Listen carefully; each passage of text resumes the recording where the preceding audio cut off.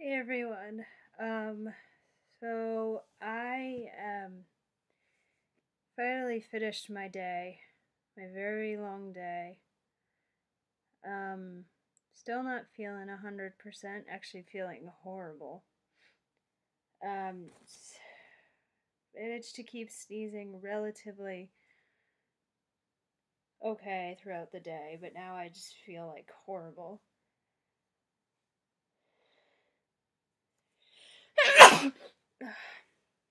God damn it.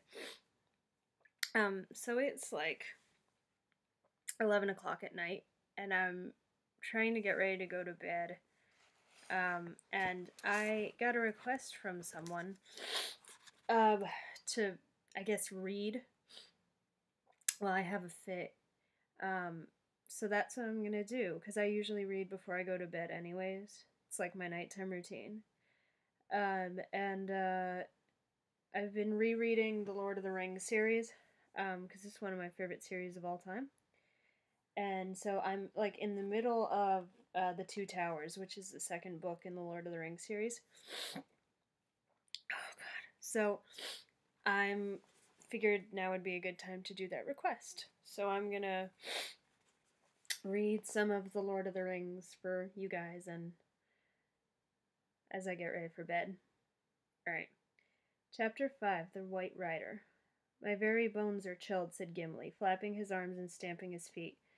Day had come at last. At dawn the companions had made such breakfast as they could. Now in the glowing light they were getting ready to search the ground again for signs of the hobbits. Oh, I should also apologize in advance now, guys, if I start coughing too. I've had a cough on top of all this too. And do not forget that old man, said Gimli. I should be happier if I could see the print of a boot. Why would that make you happy, said Legolas. Because an old man with feet that leave marks might be no more than he seemed, answered the dwarf. Maybe, said the elf. But excuse me. But a heavy boot might leave no print here. The grass is deep and springy. That would not baffle a ranger, said Gimli. A bent blade is enough for Aragorn to read. But I do not expect him to find any traces. It was an evil phantom of Saruman that we saw last night. I am sure of it. Even under the light of morning, his eyes are looking out on us from Fangorn. Even now, baby. It is likely enough, said Aragorn, yet I am not sure. I'm thinking of the horses. You said last night, Gimli, that they were scared away. But I did not think so. Did you hear them, Legolas? Did they sound to you like beasts in terror? No, said Legolas. I heard them clearly. But for the darkness and our own fear, I should have guessed that they were beasts. Wild with some sudden gladness. They spoke as horses will when they meet a friend. When they meet a friend that they have long missed. So I thought, said Aragorn, but I cannot read the riddle unless they return. Come, the light is growing fast. Let us look first and guess later. We should begin here, near to our own camping ground, searching carefully all about, and working up the slope towards the towards the forest.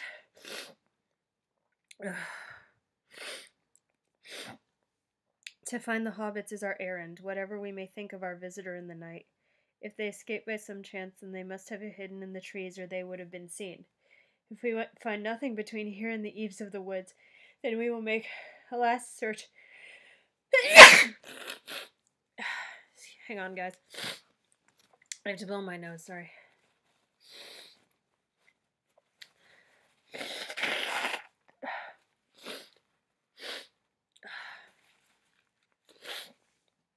Excuse me. Where was I? Then we will make a last search upon the battlefield and among the ashes. But there is little hope there. The horsemen of Rohan did their work too well.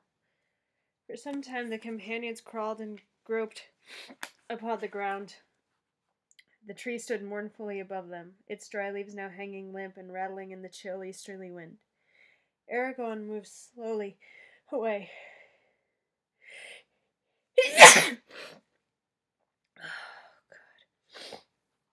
He came to the ashes of the watchfire near the river bank, and then began to retrace the ground back towards the knoll where the battle had been fought. Suddenly he stooped and bent low with his face almost in the grass. Then he called to the others. They came running up. Here, help! Oh, God.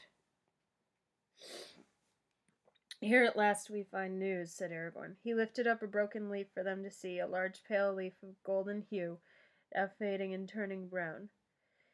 Here is a Maloran leaf of Lorien, and there are small crumbs on it, and a few more crumbs in the grass. And see, there are some pieces of cut cord lying nearby. And here is the knife that cut them, said Gimli. He's... Oh, God, said Gimli. Hang on. Blowing my nose again, sorry.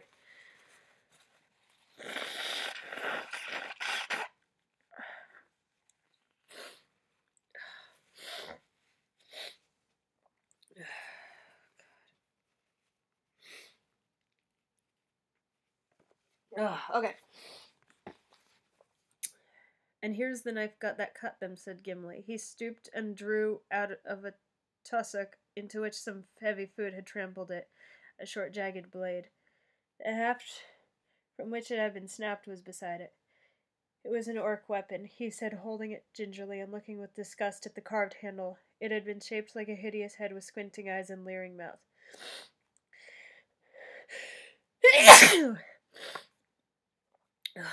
Well, here's the strangest riddle that we have yet found, exclaimed Legolas. A bound prisoner escapes both from the orcs and from the surrounding horsemen. He then stops while still in the open and cuts his bonds with an orc knife. But how and why? For if his legs were tied, how did he walk? And if his arms were tied, how did he use the knife?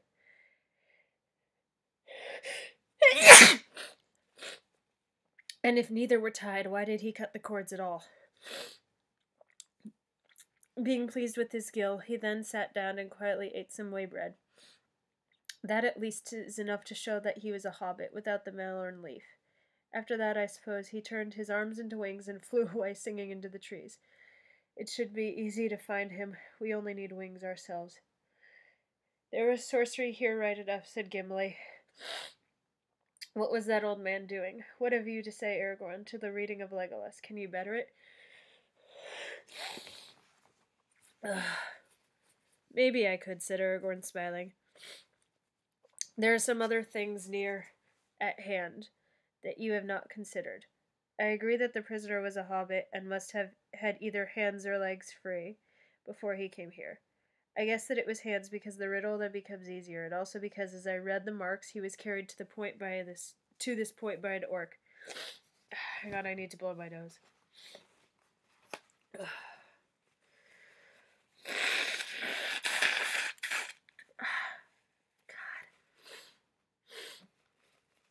Ugh.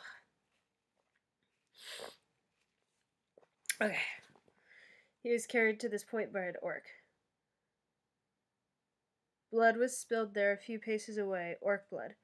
There are deep prints of hoofs all around this spot, and signs that a heavy thing was dragged away. The orc was slain by horsemen, and later his body was hauled to the fire, but the hobbit was not seen. He was not in the open, for it was night, and he still had his elven cloak. He was exhausted and hungry, and it was not to be wondered at that, when he had cut his bonds with the knife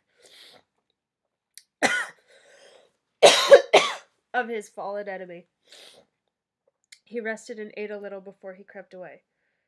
But it is a comfort to know that he had some lembas in his pocket, even though he ran away without gear or pack, then perhaps is like a hobbit.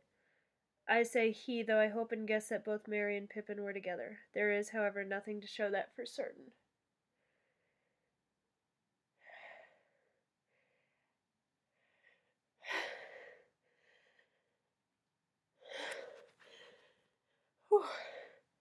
And how do you suppose that either of our friends came to have a hand free? Asked Gimli. I do not know how it happened, answered Aragorn. Nor do I know why an orc was carrying them away. Not to help them to escape, we may be sure. Nay, rather, I think that I now begin to understand a matter that has puzzled me from the beginning. Why, when Boromir had fallen, were the orcs content with the capture of Merry and Pippin? Alright, guys, I'm gonna stop here because my nose is just a mess. And I seem to have stopped sneezing for a bit, which means I'm gonna try to sleep now. So, hope you guys enjoyed this. I'll see you guys later. Bye. I have another long day tomorrow, so if I post again, it'll be later in the evening. Bye.